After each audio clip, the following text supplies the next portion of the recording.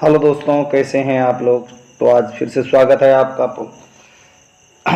तो फिर से आपका स्वागत है पवन सिंह संस्कृत क्लास में, अर्थात पीएसएस क्लास में।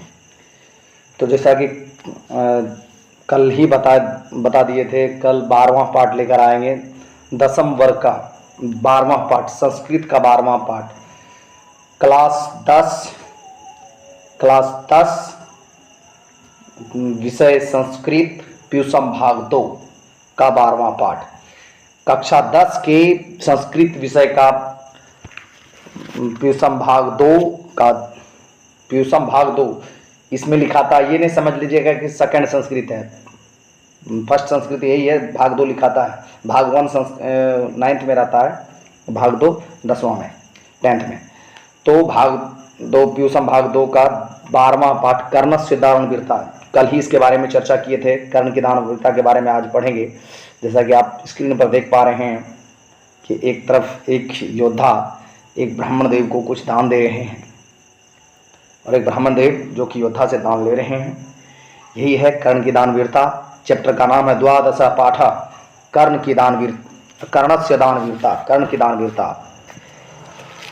जैसा कि आप लोग सभी जानते हैं, महाभारत के बारे में कुछ ना कुछ तो सब जानते हैं, लेकिन जो नहीं जानते हैं उनको हम बताना चाहेंगे कि महाभारत में जो ये शख्स थे, ये योद्धा थे कर्ण, ये हमारे भागलपुर, बांका और मुंगेर उस समय अंग प्रदेश कहलाता था, और यहीं के राजा थे कर्ण। इसीलिए इनके लिए एक छोटा सा एक पंक्ति है,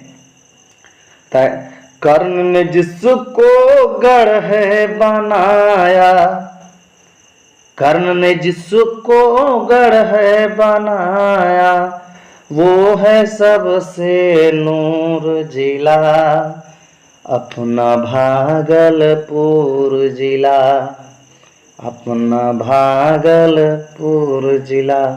तो ये भागलपुर जिला जो था, कर्ण का गढ़ कहलाता था, अंग प्रदेश। तो आइए हम लेके चलते हैं पाठ की ओर, पाठ परिचय हो जाए। कर्णस्य दानवीरता भास रचित कर्णभार नामक रूपक से संकलित है। इस रूपक की कथा महाभारत से ली गई है। महाभारत की लड़ाई में कौंतेय पुत्र कर्ण ने कौरव पक्ष की ओर से युद्ध किया था। कर्ण सूर्य पुत्र था। कर्ण का जन्म कवच कुंडल के साथ हुआ था। कवच कुंडल उसके रक्षक थे। कवच कुंडल के रहते उसे मार नहीं सकता था। अर्जुन इंद्र का पुत्र था। इंद्र ने अपने पुत्र अर्जुन की सहायता के लिए कपट पूर्वक कवच कुंडल दान में ले लिया। कर्ण ने अपनी दानवीरता की रक्षा के लिए सब कुछ जानते हुए भी अपना कवच एवं कुंडल शरीर से उतारकर ब्राह्मण वेशधारी इंद्र को दान में दे दिया। यही कथा प्रस्तुत पाठ में वर्णित है। जैसा कि जानते हैं, महाभारत की जो लड़ाई हुई थी, 100 भाई कौरव और 5 भाई पांडव दोनों के बीच, सिर्फ यही दोनों नहीं लड़े थे, पूरे भारतवर्ष, पूरे आर्यवर्त, पूरे हिंदुस्तान के सभी राज्य के राजा दोनों तरफ से लड़े थे। इसीलिए उसे महाभारत कहा गया। यदा यदा ही धर्मस्य ग्लानिर्भवति भारत, ये जो भगवान श्री कृष्ण बोले हैं, जब जब धर्म की हानि होगी तब तब भगवान धर्म की स्थापना हेतु अवतरित लेंगे और धर्म की स्थापना करेंगे। वही महाभारत में कहा गया है। तो उसी महाभारत में एक बड़ा अच्छा प्रसंग है, बड़ा ही मार्मिक प्रसंग है कि कर्ण जैसे दानवीर के साथ छल किया गया। छल पूर्वक उनसे इंद्र ने, कपट पूर्वक उनसे इंद्र ने उनका कवच कुंडल दान में मांग लिया। ये दुनिया कहते हैं कि उन्होंने छल किया, लेकिन भगवान का तर्क ये था कि मनुष्य के युद्ध में भगवान का कोई अचूक अस्त्र का इस्तेमाल न किया जाए, ऐसा जिस पर किसी का कोई प्रभाव ना हो। दिव्यास्त्र भी थे उस समय, किंतु दिव्यास्त्र की एक मर्यादा थी, उनके प्रयोगों का मर्यादा था, उनका समय निर्धारित था, किन पर करना है उनका वैसे निर्धारित रहता था। लेकिन कवच कुंडल जो था, कवच कुंडल के रहते कर्ण को मार पाना संभव ही नहीं था। और यदि कर्ण एक बच भी जाता तो क्या होता? कर्ण के बचे रहने से वो धर्म युद्ध और लंबे समय तक खिंचाता, जिसमें धर्म की हानि हो रही थी। कर्ण उस रास्ते में रोड़ा बनकर उस पराजय को अधिक देर तक रोक रखता, और कहीं दुर्योधन की विजय हो जाती तो उस दिन धर्म हार जाता।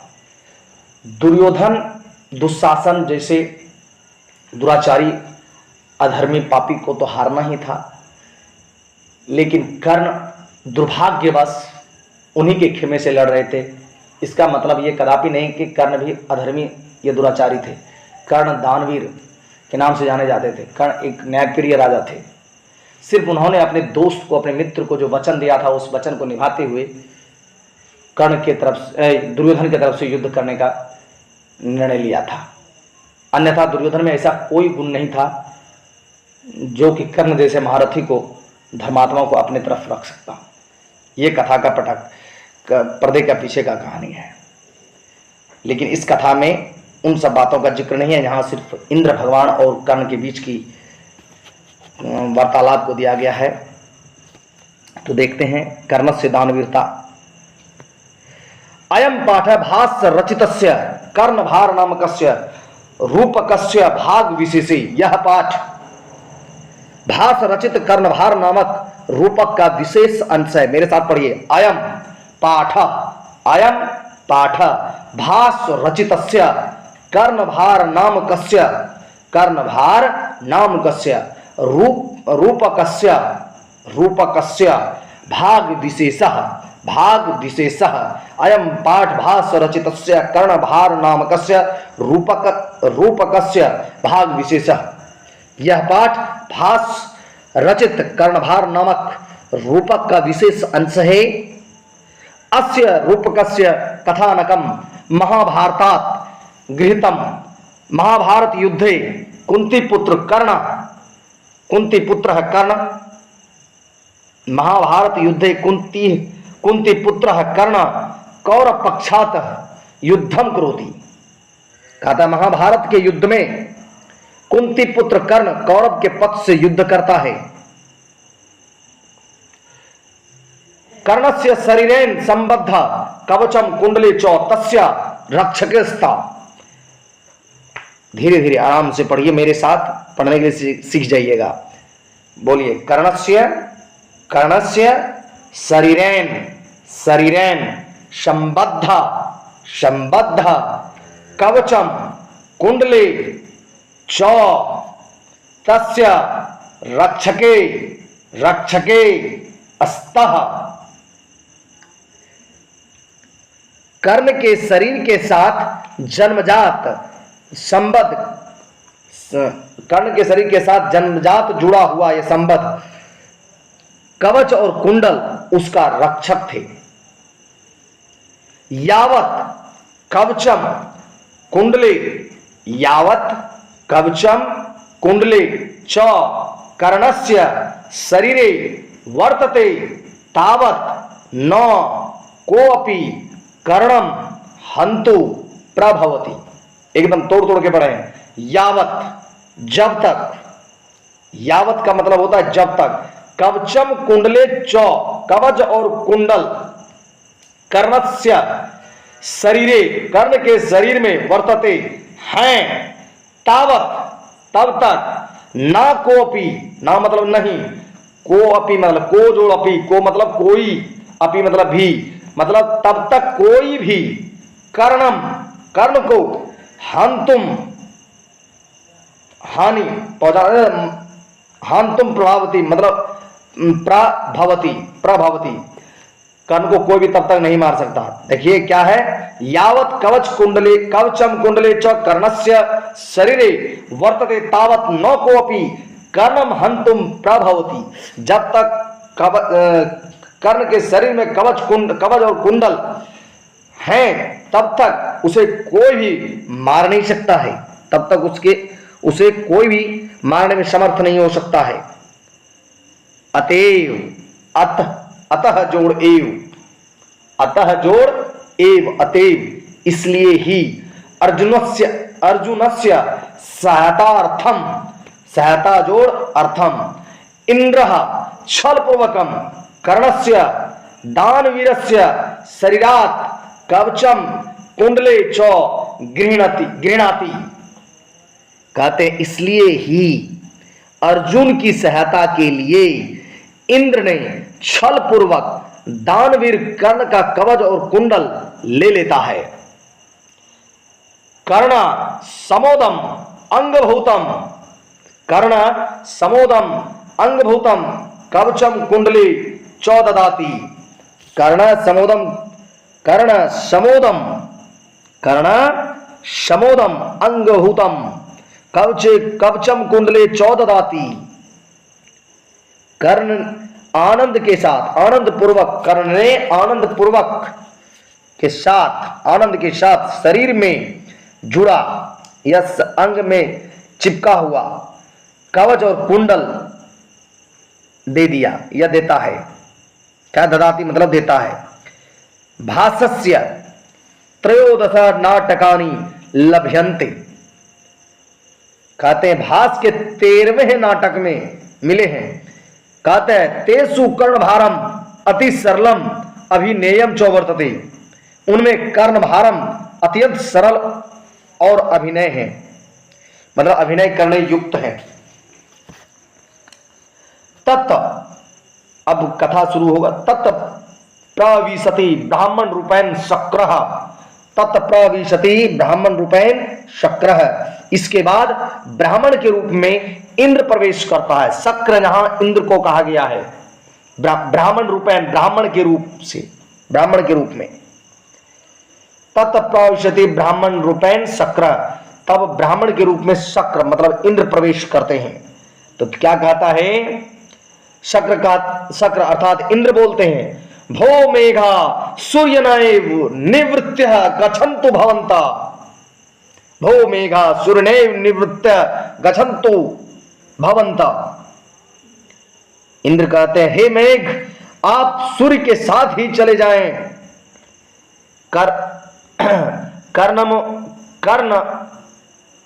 कर्णमुपगम्य भो कर्ण मात्राम भिक्षाम याचे। कहते हैं ओ भगवान इंद्र जो हैं सूर्यदेव को कहते हैं हे मेघ, मेघ बादलों को संबोधित करके कहते हैं हे मेघ आप सूर्य के साथ चले जाएं। मेघों को इंद्र ने ऐसा आदेश इसलिए दिया कि सूर्य का प्रकाश धूमिल हो जाए ताकि कर्ण इंद्र को पहचान न सके। पुनः कर्ण के समीप जाकर कर्णमु उपगम्य, पुनः कर्ण के समीप जाकर भो कर्ण, हे कर्ण, भो कर्ण का मतलब हे कर्ण, मात्राम भिक्षाम याची, मैं बहुत बड़ी भिक्षा की याचना करता हूं। मात्राम भिक्षाम याची, मैं बहुत बड़े भिक्षा की याचना करता हूं। कर्ण, कर्ण बोलते हैं दृढ़म प्रीतो अस्मि भगवान, दृढ़म प्रीतो अस्मि भगवान। देखिए कर्ण जैसे, इसीलिए कहते हैं वो महान योद्धा थे, जबकि वो जान रहे थे मेरे साथ छल हो रहा है, लेकिन फिर भी कितने सम्मान के साथ भगवान का वो आदर करते हैं। दृढ़म प्रीतो अस्मि भगवान, कहते हैं भगवान मुझे बहुत प्रसन्नता हुई। भोग फिर कहता कर्णो भवंतम एसम नमस्करोमि। कर्ण आप लोगों को, मैं अर्थात कर्ण आपको सर्वदा नमस्कार करता हूं। देखिए कर्ण जानते हुए कि उनके साथ छल हो रहा है, लेकिन फिर भी भगवान का सम्मान उसी भाव से कर रहे हैं जैसे एक भक्त भगवान का सम्मान करते हैं।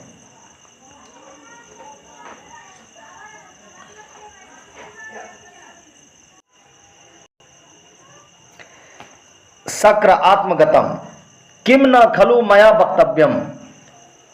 भगवान इंद्र अपने आप में सोचते हैं किम न खलु मया वक्तव्यम, मुझे क्या कहना चाहिए, मुझे क्या कहना चाहिए? किम न खलु मया वक्तव्यम, मुझे क्या कहना चाहिए?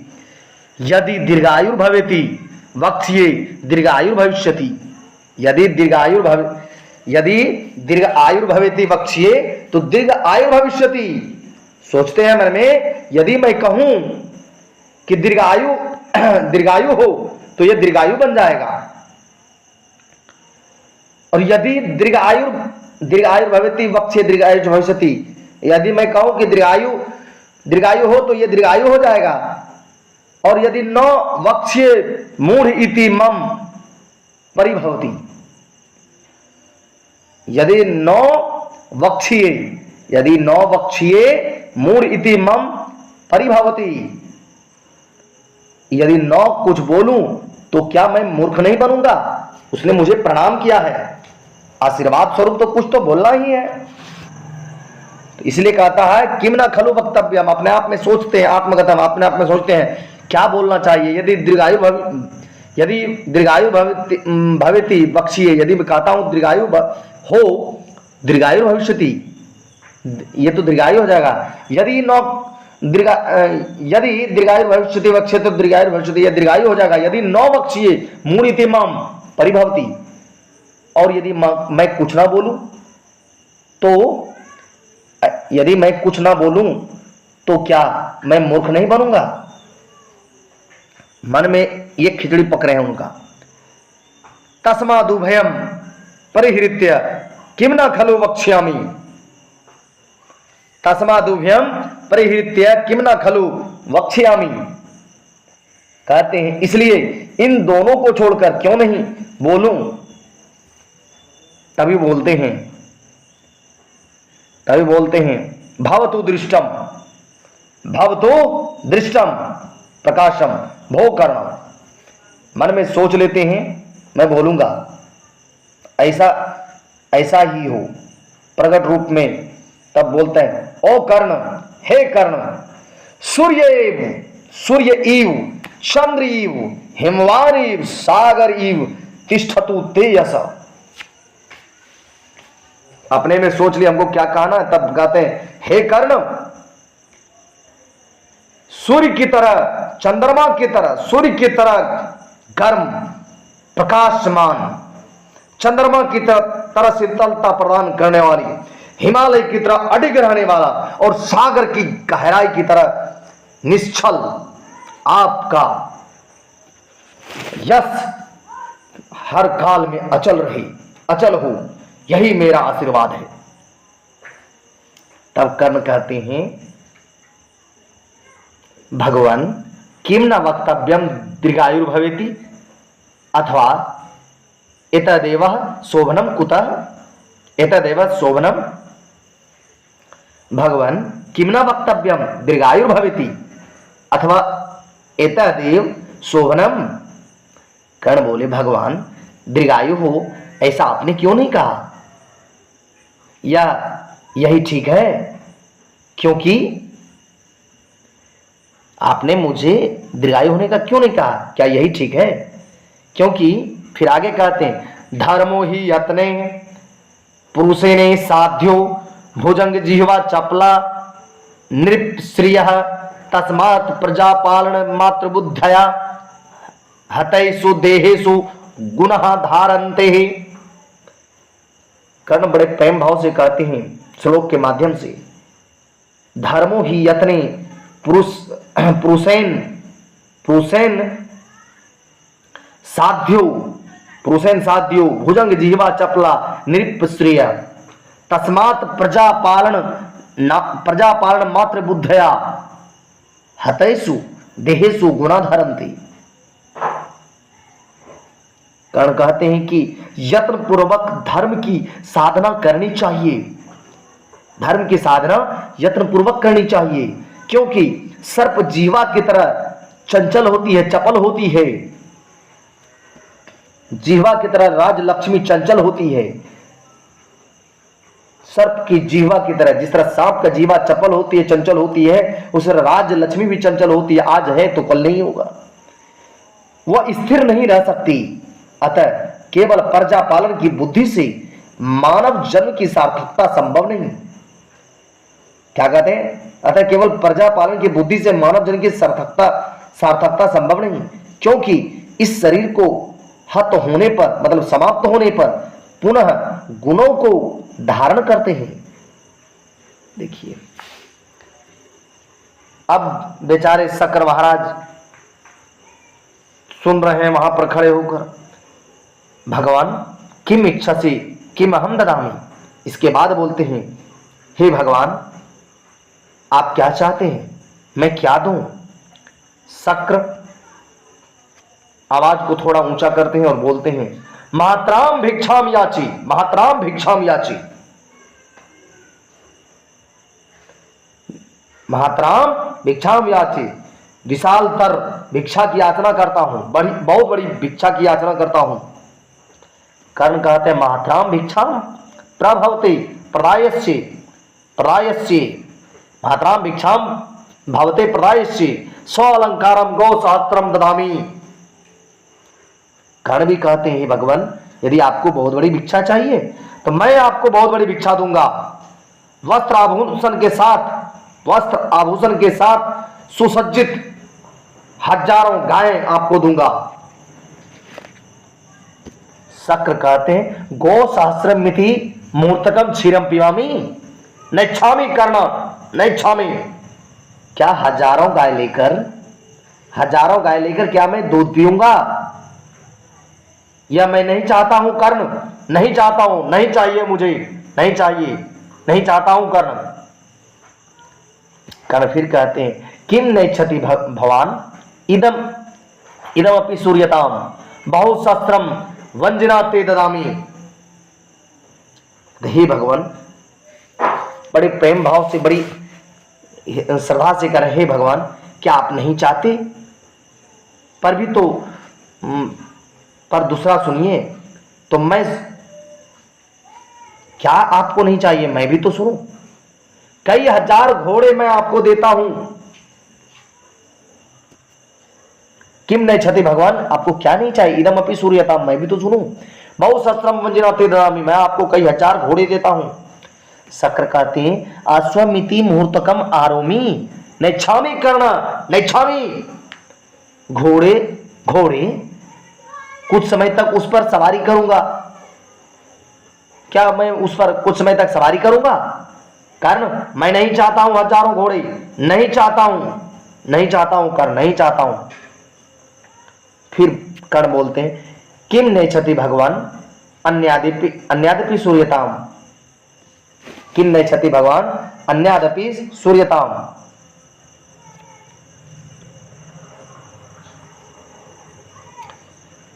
कहते हैं, भगवान क्या आप यह नहीं चाहते अन्य बात भी सुने? अन्यापि सूर्यताम वर्णानामेकम वृंदम अपि ते ददामी। हाथियों का एक झुंड मैं आपको देता हूं, हाथियों का एक झुंड देता हूं। हे भगवान इंद्र, आप तो हाथी की सवारी करते हो, तो कर्ण तो मन मन सोच रहे आप इंद्र है तो हाथी से शायद खुश हो जाइएगा, लेकिन हाथी की सवारी करोगे तो खुश हो जाओगे, लेकिन नहीं। तब शक्र फिर कहते हैं, गजमिति मूर्तकम आरोमी नैच्छामि कर्ण, नैच्छामि। हाथी, क्या हाथी का मैं सवारी करूं? हाथी का मैं सवारी करूंगा?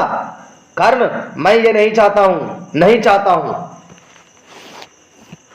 फिर कर्ण कहते हैं, किम नेच्छति भवान अन्यादपि सूर्यताम अपर्याप्तम कनकम ददामि। क्या आप यह भी नहीं चाहते? तो कोई बात नहीं, तो सुनिए, मैं आपको अपर्याप्त मात्रा में सोना देता हूं, जितना चाहिए आपको उतना सोना देता हूं। तब शक्र गुस्सा के कहते हैं, गृहीत्वा गच्छामि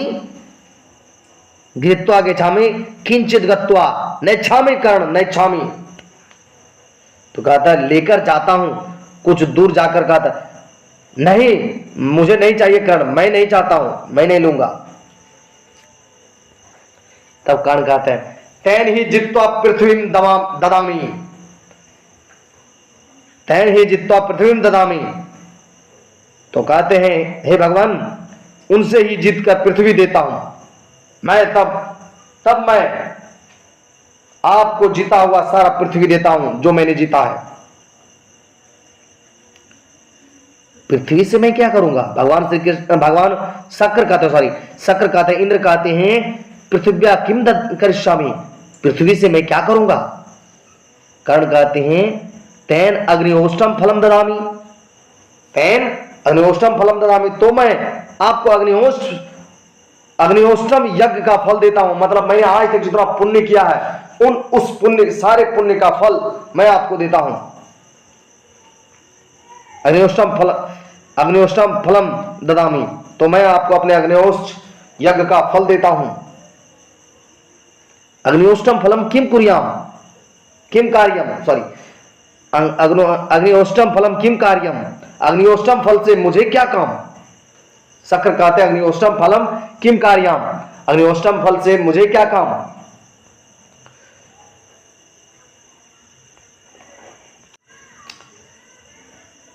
तब कर्ण कहते हैं तेन ही मच्छिरो ददामि, तो मैं, वह नहीं तो मैं अपना सिर देता हूं, मैं अपना सिर काट के आपको देता हूं। तब भगवान इंद्र गुस्सा आ जाते हैं, अविवाह अविवाह,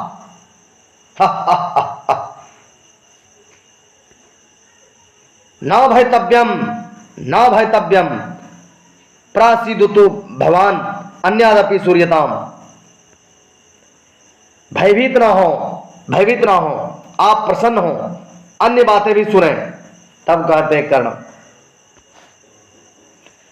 अंगे सहेव जनितम मम देहे रक्षा, अंगे सहेव जनितम मम देहे रक्षा, देवासुरैर अपि नौ भेद्यमिदं सहस्रैः, अंगे सहिदं जनितं मम देहे रक्षा, देवासुरैर अपि नौ भेद्यमिदं सहस्रैः, देयं तथापि कवचं सा कुंडलाभ्याम प्रीत्या मया भगवते रुचितम यदि स्यात्।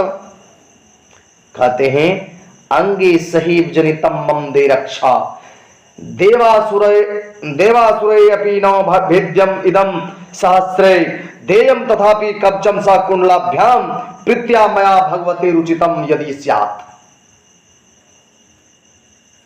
हे भगवान, तो सुनिए, धर्म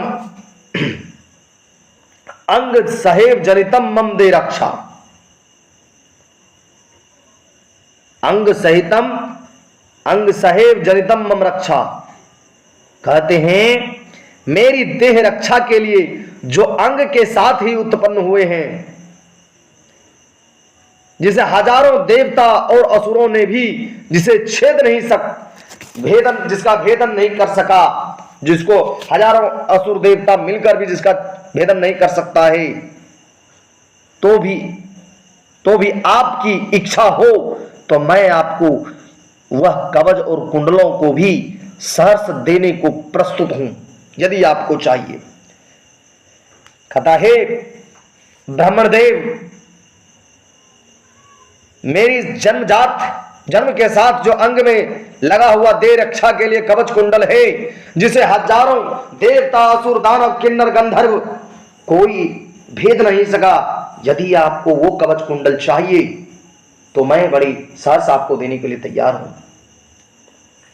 सक्र सहर्षम दधातु दधातु, इंद्र बड़ी अथी से बोलते हैं, बड़ी सहर्ष पूर्वक बोलते हैं, दधातु, जल्दी दो, दधातु, हर्ष के साथ दो दो दो दो, जल्दी दो। कर्ण कहते हैं आत्मगतम, कर्ण अपने आप में कहते हैं, कर्ण मन में वो सोचता है किम न खल्व न किम नु खल्व अनेका कपट बुद्धे कृष्णस्यो उपायः। क्या यह इसका काम है? निश्चय रूप से भिन्न प्रकार के छल कपट बुद्धि वाले श्री कृष्ण का यह उपाय है। सोपि भवतु युक्तम अनुसूचितम नास्ति, संशया और प्रकाशम गृहताम। मन में सोचते हैं क्या ये इनका उपाय है, निश्चय ही ये छल कपट बुद्धि वाले श्री कृष्ण का उपाय होगा। सो भी ठीक है, धिक्कार है मुझे ऐसा सोचने पर, क्योंकि मैं दान दे रहा हूं, मुझे ऐसा नहीं सोचना चाहिए। यद्यपि इसमें कोई संदेह नहीं है। और प्रकट रूप में कहता है, लीजिए महाराज, हे ब्राह्मण देव लीजिए। शल्य, शल्य तब शल्य बोलते हैं, हे अंगराज, अंगराज नौ दातव्यम, नौ दातव्यम। शल्यराज कहते हैं, हे अंगराज नहीं देना चाहिए, नहीं देना चाहिए, नौ देना चाहिए, इसमें मत दीजिए। कर्ण कहते, तब कर्ण कहते हैं, हे शल्यराज अलमलम वार्यतुम, अलमलम वार्यतुम पश्य। हे शल्यराज बहुत हुआ, बहुत हुआ, मना न करें। देखो, शिक्षा क्षयं गच्छन्ते काल पर्यातः, शिक्षा क्षयं गच्छन्ते काल पर्यात, सुबुद्ध मूला निपतन्ते पादपः, जलम जल स्थान गतम च शुष्यति, हत्तम च हुत्तम च दत्तम च तथैव तिष्ठति। फिर से सुनिए श्लोक। शिक्षा क्षयं गच्छते काल पर्यात, शिक्षा क्षयं गच्छते काल पर्यात, सुबुद्ध मूला निपतन्ते पादपः, जलम जल स्थान गतम च शुष्यते, हुत्तम च दत्तम च तथैव तिष्ठति। कर्ण कहते हैं कि इसलिए इसे ग्रहण करें, और कहते हैं इसलिए इसे ग्रहण कर, इसलिए इसे ग्रहण करें और शरीर से निकालकर शिक्षा क्षयं गच्छन्ति काल पर्यात, शिक्षा का समय के साथ शिक्षा का भी क्षय हो जाता है। शिक्षा क्षयं गच्छन्ति काल पर्यात, समय के साथ जो शिक्षा होता है उनका भी क्षय हो जाता है। सुबुद्ध मूला निपतन्ति पादप, पौधे जिनका जड़ बहुत अंदर होता है, पौधे जिनका जड़ बहुत गहरे में होता है, वह भी एक दिन खत्म हो जाता है। जलम स्थान गतम च शुष्यति, जल जिस स्थान पर होता है वहीं पर सुख, वहीं पर अंदर रिस रिस कर सूख जाता है। हुत्तम च दत्तम च तथैव तिष्ठति, यदि इस पृथ्वी पर कुछ है तो वो यश है जो हमेशा हर काल में हर युग में वर्तमान होता है। तस्मात् गृह्यताम निकृत्य ददाति, इसलिए इसे ग्रहण करें और शरीर से निकालकर अलग कर कवच और कुंडल देता है। धन्य है ऐसे महायोद्धा, धन्य है ऐसा देश जहां पर ऐसा ऐसे ऐसे योद्धा ने, ऐसे ऐसे वीर सपूत, ऐसे ऐसे दानवीर ने जन्म लिया। प्रणाम है वैसे योद्धा को जिन्होंने अंग प्रदेश को भी सुशोभित किया है अपने राज्य शासन से। तो चैप्टर जो था, चैप्टर की कथा नहीं समाप्त होती है। अगर भी कुछ गलती हुआ हो क्षमा कीजिएगा। और अब लिए चलते हैं आपको सीधे हम एक नंबरिया प्रश्न में। तो ले चलते हैं आपको कर्णस्य दानवीरता चैप्टर में ऑब्जेक्टिव प्रश्न के और जैसा कि हर चैप्टर में मैंने किया है कि लास्ट में ऑब्जेक्टिव प्रश्न भी किया है कुछ। और आपसे यही कहना चाहेंगे कि यदि अभी तक आपने चैनल को सब्सक्राइब नहीं किया है तो चैनल को सब्सक्राइब कर लीजिए, बेल आइकन को दबा के घंटा बजा दीजिए ताकि जब भी वीडियो डालें सबसे पहले आपके पास पहुंचे। और ज़्यादा से ज़्यादा बच्चों में शेयर कीजिए, ज़्यादा से ज़्यादा विद्यार्थी को लाभ हो, यही मेरा आपसे गुजारिश है। तो बिना देर किए हुए मैं शुरू करता हूँ कर्णस्य दानवीरता चैप्टर का पहला प्रश्न एक नंबरिया। कर्णस्य दानवीरता पाठ कहाँ से लिया गया है? कर्णस्य दानवीरता पाठ कहाँ से लिया गया है? तो कर्णस्य दानवीरता पाठ कर्णभार से लिया गया है। कहाँ से लिया गया है? कर्णभार से लिया गया है। कर्णस्य दानवीरता पाठ कर्णभार से लिया गया है। कर्णस्य दानवीरता पाठ कर्णभार से लिया गया है। ऑप्शन बी सही है। चलिए, मातराम भिक्षाम याची, ऐसा किसने कहा? मातराम बहुत बड़ी भिक्षा चाहिए, ऐसा किसने कहा? तो शक्र ने कहा। ऑप्शन ए सही है। महात्राम भिक्षाम याचे, शक्र ने कहा, ऑप्शन ए सही है। चलिए कोई बात नहीं है। तो सूर्यपुत्र कौन था? सूर्यपुत्र कौन था? सूर्यपुत्र कर्ण थे। सूर्यपुत्र कर्ण थे, ऑप्शन सी सही है। सूर्यपुत्र कर्ण थे, सूर्यपुत्र कर्ण थे, ऑप्शन सी सही है। सूर्यपुत्र कर्ण थे। भास के कितने नाटक हैं? भास के कितने नाटक हैं? भास के 13 नाटक हैं। भास के 13 नाटक हैं, ऑप्शन बी सही है। भास के 13 नाटक है, ऑप्शन बी सही है। कर्ण किसके पक्ष से युद्ध लड़ रहा था? कर्ण कौरव के पक्ष से युद्ध लड़ रहा था, ऑप्शन ए सही है। कर्ण कौरव के पक्ष से युद्ध लड़ रहा था, ऑप्शन ए सही है। ब्राह्मण रूप में कौन प्रवेश किया? ब्राह्मण रूप में इंद्र प्रवेश किया। ब्राह्मण रूप में इंद्र प्रवेश किया, ऑप्शन ए सही है। ब्राह्मण रूप में इंद्र प्रवेश किया, ऑप्शन ए सही है। दानवीर कौन था? दानवीर कर्ण था। दानवीर कर्ण था। दानवीर कौन था? दानवीर कर्ण था, ऑप्शन सी सही है। कर्ण किस देश का राजा था? कर्ण अंग देश का राजा था। कर्ण अंग देश का राजा था, ऑप्शन ए सही है। कर्ण अंग देश का राजा था, ऑप्शन ए सही है। कर्ण किसका पुत्र था? कर्ण माता कुंती का पुत्र था। कर्ण माता कुंती का पुत्र था। कर्ण माता कुंती का पुत्र था। भिक्षक किस वेश में आया था? भिक्षक ब्राह्मण के वेश में आया था। भिखारी के वेश में दिया हुआ इसमें, लेकिन ब्राह्मण के वेश में आया था, ऑप्शन डी सही है। इनका गलत है ये। भिक्षक ब्राह्मण के वेश में आया था। ब्राह्मण डी सही होगा, भिखारी नहीं होगा, दैट्स रॉन्ग। राजा तो नहीं होगा, मंत्री भी नहीं होगा, ब्राह्मण होगा। भिक्षक ब्राह्मण के वेश में आया था। कर्णभारम नाटक किसकी रचना है? कर्णभारम नाटक किसकी रचना है? भास की रचना, ऑप्शन ए सही है। कर्णभारम नाटक भास की रचना, ऑप्शन ए सही है। समय परिवर्तनशील के साथ कौन नष्ट हो जाता है? समय परिवर्तन के साथ कौन नष्ट हो जाता है? तो शिक्षा। समय परिवर्तन के साथ शिक्षा भी नष्ट हो जाती है, ऑप्शन ए सही है। समय परिवर्तन के साथ शिक्षा भी नष्ट हो जाती है, ऑप्शन ए सही है। शिक्षा, समय परिवर्तन के साथ शिक्षा नष्ट हो जाती है, ऑप्शन ए सही है। चलिए, और फिर अर्जुन किसके पक्ष से युद्ध लड़ रहा था? अर्जुन पांडव के पक्ष से युद्ध लड़ रहा था। अर्जुन पांडव के पक्ष से युद्ध लड़ रहा था। अर्जुन पांडव के पक्ष से युद्ध लड़ रहा था। कर्ण कवच और कुंडल किसको दिया? कर्ण कवच और कुंडल इंद्र को दिया। कर्ण कवच और कुंडल इंद्र को दिया, ऑप्शन ए सही है। कर्ण ने कवच और कुंडल इंद्र को दिया। कर्ण ने कवच और कुंडल इंद्र को दिया। कर्ण ने कवच और कुंडल किसको दिया? इंद्र को दिया। कवच और कुंडल किसके पास था? कवच और कुंडल कर्ण के पास था। कवच और कुंडल इंद्र के पास था, सॉरी कर्ण के पास था, ऑप्शन डी सही है। कवच कुंडल कर्ण के पास था, ऑप्शन डी सही है। कर्ण ने कवच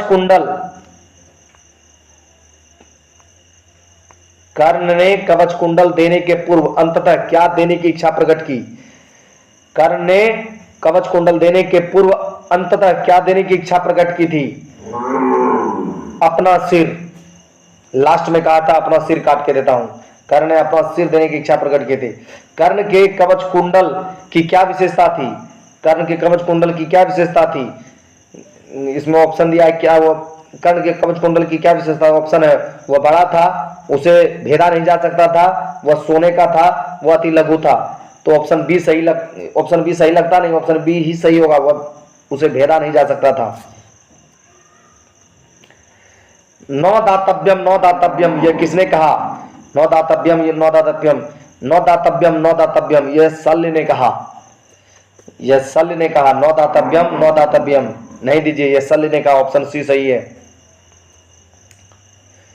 कर्णस्य दानवीरता पाठ के लेखक कौन है? कर्णस्य दानवीरता पाठ के लेखक भास हैं, ऑप्शन ए सही है। कर्णस्य दानवीरता पाठ के लेखक कौन है? भास है, ऑप्शन ए सही है।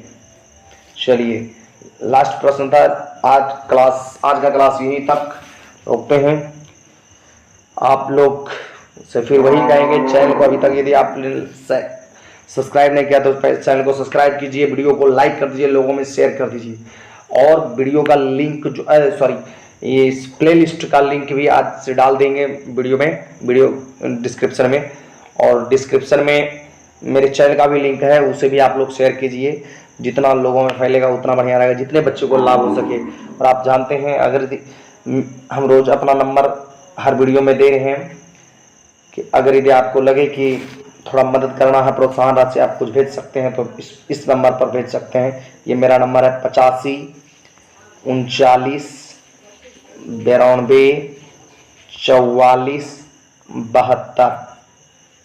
ये मेरा फ़ोन पे नंबर भी है, ये व्हाट्सएप नंबर भी है। आप किसी भी तरह का इस पर प्रश्न भी पूछ सकते हैं व्हाट्सएप पर, और मैं आपकी सेवा के लिए हमेशा तत्पर हूँ।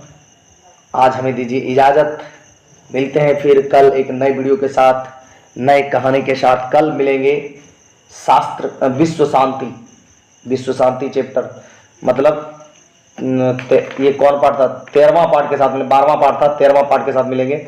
और सभी पार्ट का जो वीडियो है वो आपको एक ही प्लेलिस्ट में मिल जाएगा। इसीलिए आप लोगों से पुनः निवेदन है कि वीडियो को ज़्यादा से ज़्यादा शेयर कीजिए। और किसी भी प्रकार का कोई प्रश्न हो तो आप पूछ सकते हैं। तो आज दीजिए हमें इजाज़त। जय हिंद, जय भारत, धन्यवाद।